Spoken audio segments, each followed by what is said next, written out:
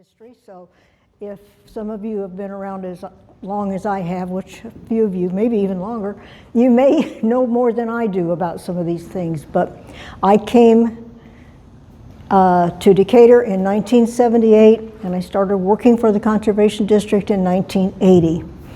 And lots of things had happened before I came, but I gradually kind of put things together to figure out how things got started. My name's Melody Arnold, and I think I know almost all of you, maybe all of you, but in case I don't, that's who I am. I worked here for 30 years, first as an interpretive naturalist, and then as the education specialist, and I've been retired for quite a few years, but I still work for the conservation a little bit. They just can't get rid of me.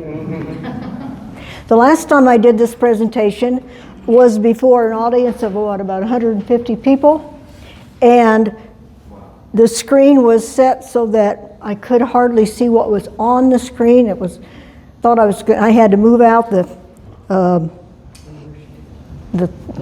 podium was too tall. I couldn't see over it.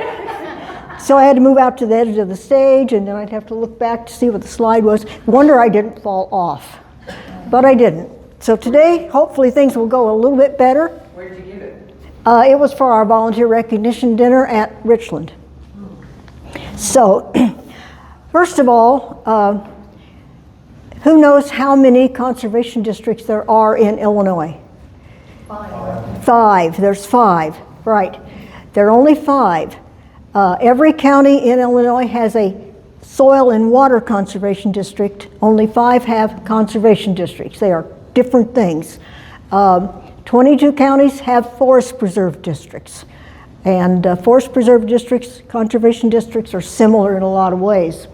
So why did Macon County get a conservation district? Why did they have one? What happened? Well, in the beginning, I'm going to tell you what happened. More or less, my take on it. Several things came together at just the right time. Silent Spring by Rachel Carson was written in 1962, or published in 62, and it dealt with the environmental impact of pesticides and how all the birds were dying because of it. That's the name, Silent Spring, no bird songs. And it kind of kicked off the modern environmental movement that really kind of got going at that point. There was also the Nature Center movement. The Army Corps of Engineers was running around putting in dams and making lakes all over the place, including several places in Illinois. And the Conservation District Act was passed at about the same time. Oops, my finger gets trigger happy. Okay, as far as the nature centers, it started with nature museums in the national parks, and then Eisenhower increased the national park budget, and they developed a visitor center concept, which was a little bit different than a museum. It was more focused on the people that were visiting. In the late 1950s, the National Audubon Society, which headquarters in New York, became concerned about the population growth on the East Coast, and they were concerned that people would not be able to find nature areas to visit. Now, national parks, most of those are in the West. There are state parks, of course, in New York and all over, but they thought that community nature centers would be a good thing. Now, what is a community nature center? Well, at the time, it wasn't just a building. It was a whole area. So they, in a letter to the Decatur Audubon Society, this is what National said. Community nature centers, centers that are not only helping to assure the integrity of natural lands, its native plant cover and wildlife, but which provide green islands of nature where children and adults can see and enjoy something of America's natural heritage. Just as important as saving land for wildlife, we need to save land for people.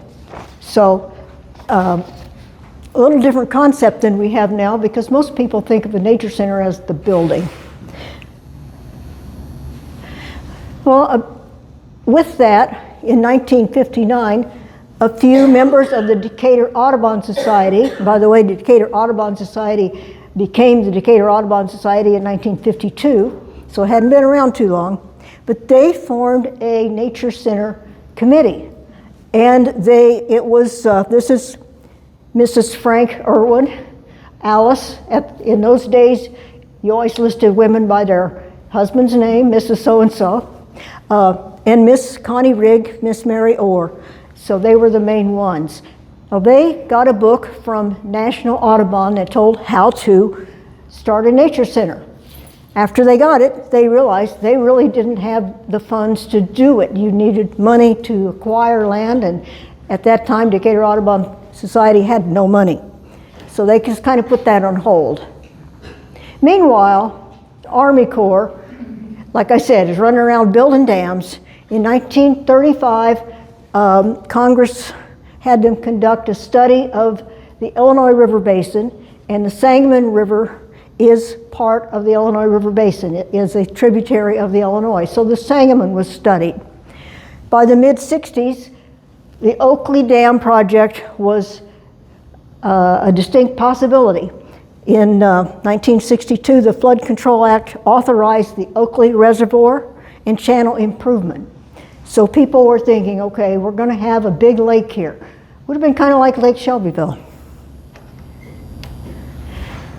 The Oakley project would have dammed the Sangamon at the upper end of Lake Decatur. And let's see if I can get my little mouse to work here. So here's the upper end of Lake Decatur. It would have flooded all the way up to Sangamon, all the way to Allerton Park. Actually would have flooded part of Allerton Park. There were also plans for improvement of the river corridor downstream from Lake Decatur. So it wasn't just the dam or just the upper part. So the benefits, Army Corps benefits are always flood control and erosion control. But also it would have supplied a better water supply for Decatur, whose population was growing at that time. And it would have provided recreation, because there were plans for several, they thought at first state parks, but several parks. Also, it kind of changed and evolved along the way. Different people did studies and decided the dam needed to be higher or lower or whatever, and they decided they needed a sub-impoundment right here on Friends Creek, and that would have flooded clear up past Argenta. Well, the city and the county, of course, supported this. They thought this was a wonderful idea. Better water supply for Decatur, a lot of recreation, probably be economically a boon. Decatur Audubon, though, was kind of reluctant to support it because they were concerned about Allerton Park flooding and also the flooding of all the riverine forest up and down the Sangamon. But they did come out for it because they felt they should support the community. Also, the Army Corps was going to give this land to government agencies, local government agencies, to manage for recreation. The Department of Conservation, which is now called the Department of Natural Resources, but anyway, they didn't find area that was big enough for them. By that time, they decided new parks needed to be 1,000 acres. And they did think about the Decatur Park District, but decided that since this really wasn't in Decatur, it was out in the county, maybe the Park District wouldn't be the best agency. Meanwhile, other things were happening. The Conservation District Act became law in 1963, and it permitted Illinois counties to form conservation districts. It was patterned off the Iowa law, and in Iowa, every county has a conservation district or is a part of a conservation district. So it went over much better. It was earlier in Iowa, and Iowa really made use of that law. This is O.T. Banton. He was a Decatur Audubon member and also a reporter for the Herald and Review at the State House. He was over there hobnobbing with all the politicians and learning what was going on. And he became very interested in conservation districts. He knew about them and he was interested in them. He thought they were a good thing. I know he looks kind of like God there in the sky, doesn't he? Okay, meanwhile, in 1963, the Decatur Audubon Society Nature Center Committee sent letters to 30 community organizations asking for their support for a nature center. They sent to the Boy Scouts and the Girl Scouts and the school district and so on. In '64, they sent letters to the mayor, city council, the Chamber of Commerce, and the county board of supervisors. So they hadn't completely given up on this. In fact, Alice Irwin in the Audubon newsletter in '64 said, "You must have a dream, a goal, before that dream can ever be realized. Some members have a dream of a sanctuary, and even more, a nature center for old and young. We hope, and it is only a hope yet, that there may be a place for this dream near Decatur around the new lake and dam." Meanwhile, support was growing in the county for local control of this parkland. They wanted some way for it to be controlled locally. They were kind of glad the state decided they didn't want it. And A. Weber Borchers, who had been on the board of, or on the county board, later became a legislator in the State House from Decatur. Quite a colorful character. He was, I got the picture of him on the horse. He was the first Illini Wick at the U of I. So anyway, but he went to the county board and suggested that they might want to form a committee to look into some kind of an agency that could oversee this land, this public land. So the county board did that. They appointed a committee. Norm Greenberg was on that committee, and some other county board members, and I don't know who. Do you, Harriet, know who else was on that? I know there were 3 of them in total. Norman Yeah. and 2 others. Yeah. But we are having meetings to come up with ideas to form a district. When the other committee members decided they were not going to found out they weren't going to get paid, they dropped out. They dropped out. Oh. They dropped out. So Norm went to the, members of the community park, the conservation district, the Audubon, etc. Okay. And they met at our home because they didn't meet at the courthouse. They met at our home. Right. They formed a steering committee, and this was with these Audubon people that were interested. It was with the Historical Society, the Decatur School District, and Boy Scouts, and there was a camping club. Now Norm is not in this picture, but Lee Slider was with Historical Society. I know. Alice Irwin, I don't know all of these people. Albert Bond was from Blue Mound, but he was part of a camping club. And Lloyd Latendresse was in Audubon, and Sam Gibbons was Isaac Walton League. So there's also some of these other groups. But as Harriet said, they met in her home and talked about this and trying to decide how to proceed. And what they decided was that they wanted to get a referendum on the ballot for the election, which was in November of 1966. And they decided they wanted the conservation district, not the forest preserve district or a county park. And so they had petitions that were signed so they could be on the ballot. Now it's my understanding that there were some people that suggested they not try to get on the ballot in '66 This was a general election and everybody would be voting. They thought it would be better to wait till a primary election when not very many people would vote, because they thought if everybody was voting, they would vote it down. Well, the steering committee said, no, we want it on now. And so they had pamphlets they passed around and to explain what the Conservation District was, how it would benefit people. So they got it on the ballot. Then the real work began. As Alice said, we went out and gave presentations to every group who would listen and some who wouldn't. And Norm and Lee Slider and O.T. Banton, I think, did most of the presentations, and Albert Vaughn. And they were busy. One of them was out almost every night of the week, I understand. They did get the Decatur newspapers to support it, and some of the other local newspapers, they were kind of afraid maybe they wouldn't, but they did. And that gave it a big boost, being supported by the local newspapers.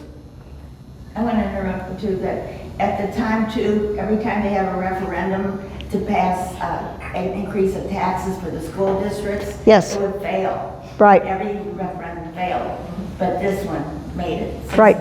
Right, because the Conservation District is a government agency. It does levy taxes. And yeah, people were already not wanting taxes increased. So anyway, they went to work. The election was November the 8th, 1966, and lo and behold, it passed. I voted for it. Well, good for you. I bet Harriet did too. So it passed 2-1 by the voters of Macon County. I want to back up just a second because, oh no, not yet. It's coming. Okay, so this is the first board, and I don't know who all of them are, but the gentleman in the middle, that's O.T. Banton. Yeah. So. The one on the top left was Frank. I forgot his last name, but he was the head of the WA&D. WA&D, okay, yeah. And the man on the left of Mr. Banton, I think that was a doctor on his. Yeah, on this side, right, yeah. He was a doctor. Yeah, okay. And the county board appoints the Conservation District board members, and they serve for 5 years. But this first board, they drew straws, and one person would only serve 1 year and one only 2 and so forth, so they get new people each year. And poor O.T., who was so instrumental in doing this, drew the short straw, and he served for a year. But that's the way it goes, isn't it? In 1967, a consulting firm was hired, and the lead consultant was Preston Shellbach. And in 1968, Preston became the first director of the Conservation District. And they started looking for land. They wanted land along the Sangamon River corridor, that was high priority, and also along Friends Creek, since that was going to be part of the lake also. So this is the first office in this building. This is the old Decatur terminal at the airport, and they were there for about a year, and then they moved to the second headquarters, which was just north of downtown, and they were there for about 10 years. Little white building just on Main Street, just north of that bypass, the overpass. Yeah, when I interviewed in 1980, that's the building I went to. So they started buying land. Some of the first they purchased was east of Wyckoff Road and south of Sangamon River. So what's there? Rock Springs, that's right. That's what's there. Now, Preston wouldn't divulge where it was.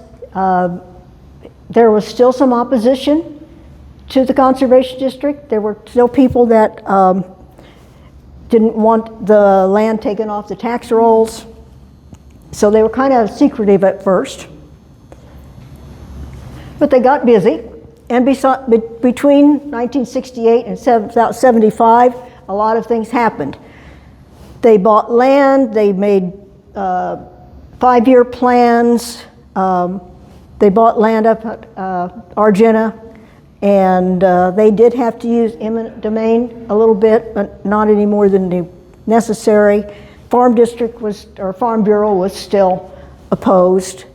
But anyway, they were pretty busy those years. In 1972, Friends Creek Regional Park opened. Now, we know it as Friends Creek Conservation Area. All of these areas have been renamed.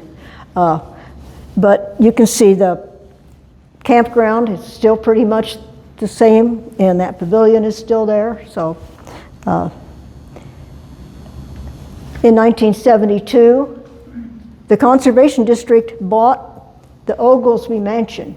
Now, there was a group of people who were interested in preserving the Oglesby Mansion. They didn't have any funding to buy it, so they came to the Conservation District. That's pretty early on, in 69, 70. And the Conservation District could not do anything because Conservation Districts could not buy historic structures and preserve historic structures. They changed the law. And then when they could, the Conservation District did buy it. They still own it, but it has always been operated by an all-volunteer group, the Governor Oglesby Mansion Incorporated. 75, Rock Springs Center for Environmental Discovery. What a 1970s and early 80s name. So it was the nature center, the whole area. That's where I interviewed. Yeah, and on part of the property they bought, there was this little house. It was turned into a temporary visitor center. It wasn't called a nature center, and the interpretive naturalists had their offices in there, and it was pretty crowded for a while. But Preston had big plans for a big visitor center. This is the model of it, and let's see if I can get my thing to work. Here's the pine forest right there. So his plan was to build one west of the pine forest. The building we're currently in is east of the pine forest, if I can get my hand to work, right about there. So it didn't end up where he thought, but we'll talk about that in a minute. Meanwhile, opposition to the Oakley Dam was building. There were a lot of people who were opposed to it. Allerton Park would be flooded, so people in Monticello were up in arms. Allerton Park would be flooded, so the U of I was up in arms. The farmers who owned land along the Sangamon were up in arms too. They were all very opposed to it.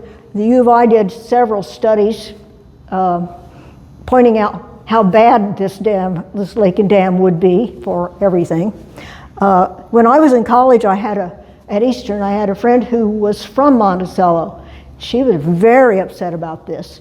And one evening we went to the zoology club meeting, and lo and behold, they had a petition that you could sign against this. And I signed it. I had never dreamed that I would ever live in Decatur. In fact, I thought Decatur was one of the ugliest places I'd ever seen, but that's another story. And I had, of course, even less idea that I'd ever work for the Conservation District. But I was opposed to large lakes. I watched Lake Shelbyville being built as I drove back and forth to college. Saw all that beautiful timber cut down. But anyway, so there was a lot of opposition. And in 1975, the opponents were successful. What with all the different changes and iterations that the lake and the dam had gone through, finally the Government Accounting Office of the federal government decided the cost-benefit ratio did not merit construction. So the lake was dead. Bruce Hannon was involved in that heavily. But guess what? The Conservation District was still here. Sure. It had continued to grow and buy land, increase in the staff. So, you know, too late now. Well, I guess they could have voted it out of existence, but people were kind of liking it, really. This is before I came, but in case any of you have been here a long time, Who's Jeff? There's Jeff Tish and Mike Bricker. And Ranger Dan? Ranger Dan is in there. Ron Copsey. There's Preston. I don't think Lee Slider was there yet. Kevin? No, Who's Kevin? He was a little later. Kevin Woods, yeah. Yep. So I knew all these guys, or most of them. Okay, so the Conservation District continued to buy land and increase in their programming and what they did. And in 1978, a portion of land was bought here that would become part of Rock Springs Center for Environmental Discovery, and it was found to have a log house on it. This old, crappy looking house was half log, that part. Here it is. And as soon as it was stabilized, so it wasn't going to fall in on people, we started having programs there. And that is Lee Slider there. And he started working on it becoming on the Register of Historic Places. So in 1996, it did become a part of that. And this is what it looks like now. This room can say that they've been down the well. Down the well. With just a rope behind on my belt. I'm the one that excavated the well. Yeah, there was an old well that was, two of them that were excavated. Yeah, we did do a lot of we did a lot of archaeology. No, we did a lot of archaeology work, and volunteers and staff helped to restore this structure. Volunteers did a lot of work on it. In 1980, as a part of that land purchase here at Rock Springs, there was a split level house that then was converted into an office. So they moved from that little office on Main Street out here. This was the new headquarters. Also in 1980, Wada Sangamon became the first nature preserve in Macon County. Now that's on the east end of the lake. A lot of you have maybe never been there. It's a beautiful upland mesic forest. In the spring, it has wonderful wildflowers and huge oak trees. It's really nice. So it's an Illinois State Nature Preserve, owned by the Conservation District, but designated by Illinois. In I don't have the date here, do I? 81, yeah I do. The Griswold Conservation Area was open to the public. That's down at Blue Mound. The land was donated by Harry E. Griswold, the same Griswold that one of the gyms at Milliken's named after. It is a glacial formation. It's a glacial came. The hill is filled with rock and gravel and sand and all kinds of stuff, and a lot of it has been excavated. It was excavated during the Depression and spread on the roads around. In 1982, Fort Daniel Conservation District area near Mount Zion opened. It was first called Big Creek Conservation Area because the creek that runs through it is called Big Creek, but they didn't want it to be confused with Park District's Big Creek riding stables, so they changed it to Fort Daniel. Now, why? Why Fort Daniel? Well, there was never a fort there, but Lee Slider was our historian, and he got to digging around, and he found that there was a group of people in this area led by a minister, Daniel Trauber, who were Southern sympathizers during the Civil War. And a group of people that in this area that believes, they have the same beliefs that are different than everybody around them, is sometimes called a fort. So that's how it got its name. Oh, interesting.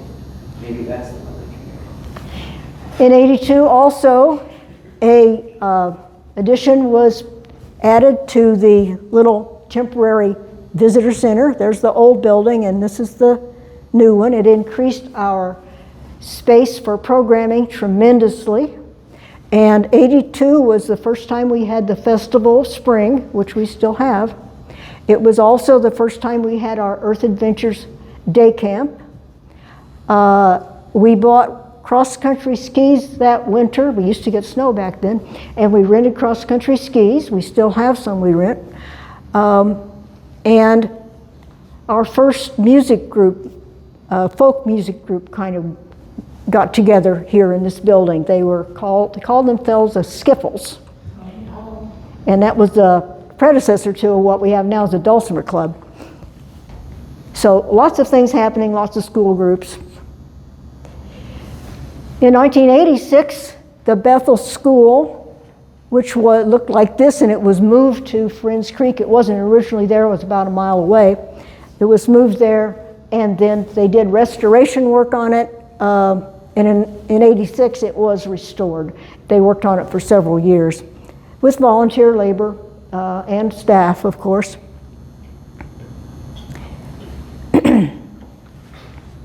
Also in 86, the Conservation District became one of the beneficiaries of the Nearing Trust. Now, Pauline and Turner Nearing were Audubon members and supporters of the Conservation District. They were avid supporters. And so they had a lot of farmland. When they died, it was put into a trust. They didn't have children, so they left part of the trust to the Conservation District. Decatur Audubon also gets some, and there's some other organizations, I think the Historic Society. But anyway, with this guaranteed income, yearly income, that was above the tax levy and not dependent on grants, the Conservation District was then able to do some things it hadn't done before. Like borrow money to build a big visitor center. It was still called a visitor center then. But the new visitor center was constructed because they could borrow against that guaranteed income. Wasn't quite the building that Preston had envisioned to begin with, but it was a nice big building. And this is what it looked like. Of course, under construction there, but it opened in '89, a grand opening. Jim Fowler from Ohio, or Mutual of Omaha's Wild Kingdom was the speaker. There's Jim and his assistant and his badger. Here's Jim and Preston and our deputy director, Dick Cusick. I think that's one of our board members. I don't know who he is. But anyway, that was a big deal when the visitor center opened. In 1991, Sand Creek Open Space Reservation opened with equestrian trails. The trails were for horses, but they could also be hiked. This land was purchased, a lot of it was purchased early on, and they had gradually purchased piece by piece and put it together so that it was a pretty good sized area. Part of it was bought with grants from the federal government that required that it be open to the public. And so when they did open it, they decided equestrian trails would be good, and we still have equestrian trails there. It's a really nice area, open areas, woodlands, beautiful. Oh, and the Paris-Springfield Road goes through there. The Paris-Springfield Road is a pioneer road that connected Paris, Illinois, and Springfield. Is that a national monument? It might be on the National Register. It should be. I really don't know, Bev. But anyway, the Lincolns, when they moved to Macon County in 1830, they traveled on this road from Indiana. In 1996, the Fairview, or Rock Springs Fairview Bike Trail opened and connected Rock Springs, which oftentimes is just called Rock Springs Center. People didn't like saying for environmental discovery. It was too long. But it connected us with Fairview Park. And so it added another chance for a different kind of recreation and a different way for people to visit out here. And then in 1999, The east wing was added to the Nature Center. We changed the name. It became Rock Springs Nature Center, and Friends Creek Regional Park became Friends Creek Conservation Area. Sand Creek Open Space Reservation became Sand Creek Conservation Area. So everything's pretty standardized now. And now the land around the Nature Center is the conservation area. The building is the Nature Center. That's not what it started out as. But anyway, you can see the east wing here. When it first opened, and for several years, the staff offices were downstairs, all the administrative offices, and most of the program services offices were downstairs. And I'm going to kind of end now. I brought you up to the turn of the century. I have a little bit more to tell you about, but I'm not going to go through everything that's happened since 2000. Meanwhile, the Conservation District continues to grow and expand and add things and add programs and add facilities. One of the latest things that has happened is this east wing of the Nature Center has been turned into the Hidden Hollow area with this lovely patio and nice meeting rooms and a kitchen. It's really a nice area and people seem to really enjoy it. Also, the Eli Eulery Farm, sometimes can't say that, sometimes I can, was purchased. It is on the register of the National Register of Historic Places, and it connects with Fort Daniel, so it has expanded the area. And now it is called Woodbine Farm, and it's being restored, and it's really a neat structure also. Okay, I'm not done. I hope that people realize what a debt we owe to the steering committee. If it hadn't been for these people, we probably wouldn't have a conservation district. We might have something, but it probably wouldn't have been a conservation district. And these people all did this out of the goodness of their hearts. As Harriet said, they weren't paid. They were volunteers. And the conservation district has always relied heavily on volunteers. Here they are, some of them counting petitions when they were trying to get enough signatures to get it on the ballot. That's Lee up there. He's different looking, isn't he? Anyway, if any of you know him. There's our first board. That's our second board, I think, or part of them. They're at the groundbreaking for Friends Creek. There's a young one there. Yeah, I don't know whose kid that is. Where? Right there. No, it's not. Okay, this is one of our first volunteer Christmas parties. I don't know where we held this. Might have been the Frida Combs Center over that used to be open. I don't know. But anyway, we already had a lot of volunteers. A lot of them were Audubon members, scout people, just people from the community. This is Pat Quintens. She was one of our long-term volunteers, and I think this is the first volunteer award that was given to Pat for her services by Preston. And there's Harold Conway. He was one of our board members and an Audubon member too. And Dan Sander, Ranger Dan there. And of course, as I said, we've always relied heavily on volunteers. Scouts have done a lot for us, Boy Scouts and Girl Scouts. Volunteers staffed the information desk at the little old visitor center. And they taught nature programs. This is Marge Evans, who recently passed away. And she is leading her program she called Episodes with Nature, her class. She had taught it every spring for many years. Volunteers helped to feed birds and check birdhouses and things like that. They led school hikes and scout hikes, they still do. They planted trees, picked up litter. We still have volunteers who pick up litter and plant trees.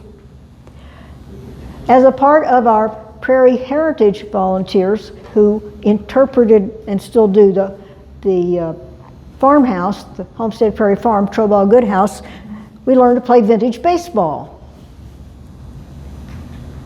The Litterbug Dragon visited our Halloween event, the Spirits of the Prairie Isles, to teach kids not to litter.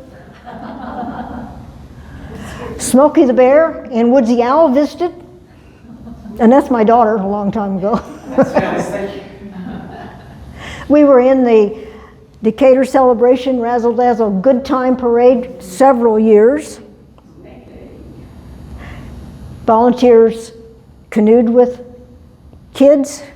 Volunteers helped to interpret the Oglesby Mansion. This is Dick Torgerson. He was the governor. He did a wonderful job. Seems like I should know. Volunteers staffed our gift shop. We used to have a gift shop. Here's a volunteer, Joe Hunt, helping Boy Scouts make some birdhouses. And volunteers made real maple syrup and demonstrated to kids how it was done. Volunteers helped to organize our library. Volunteers helped kids learn about animals in winter. And they helped to park cars at the Festival of Spring and other events. Pappy Horn here, he demonstrated woodworking at the Homestead Prairie Farm. He also played Santa Claus sometimes. Volunteers staffed the information island at the new visitor center. And they helped to build bird feeders. They helped kids just to learn about nature. They provided entertainment, that's the Skiffles. Our Dulcimer Club nowadays doesn't wear costumes, but the Skiffles did. Dulcimers, yeah. Volunteers collect prairie seed, and they help to interpret at Homestead Prairie Farm. And this is Lee Slider and Norm Greenberg at our 50th anniversary. And Norm passed away just last year.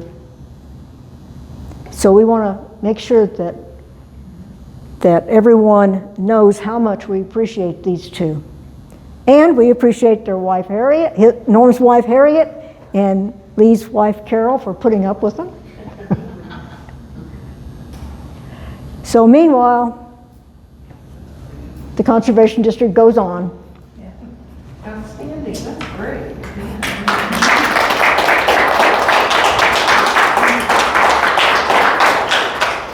I have a question. Sure, question.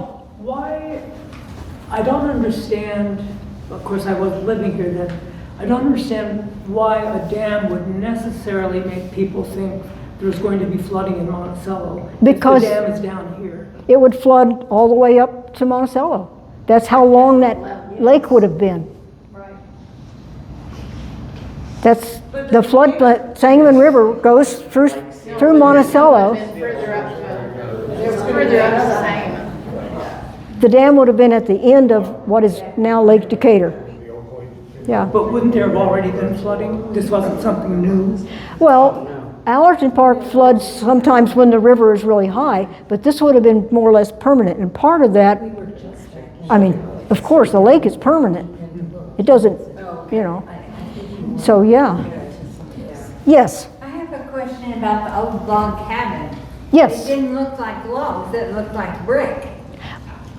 But, well, And the then one it became side, wood. okay, one part of it, Bev wants to answer. What was that brick, Bev? Okay, so what it was is that brick was the asphalt stuff that you have on your roofing. Okay. And when we pulled that back, there were logs and it had the stuff inside it. Okay. And then on the inside, in the places that we had to restore the plaster, Okay. it was plastered on the inside at certain points. Yeah. And it had evolved over the years.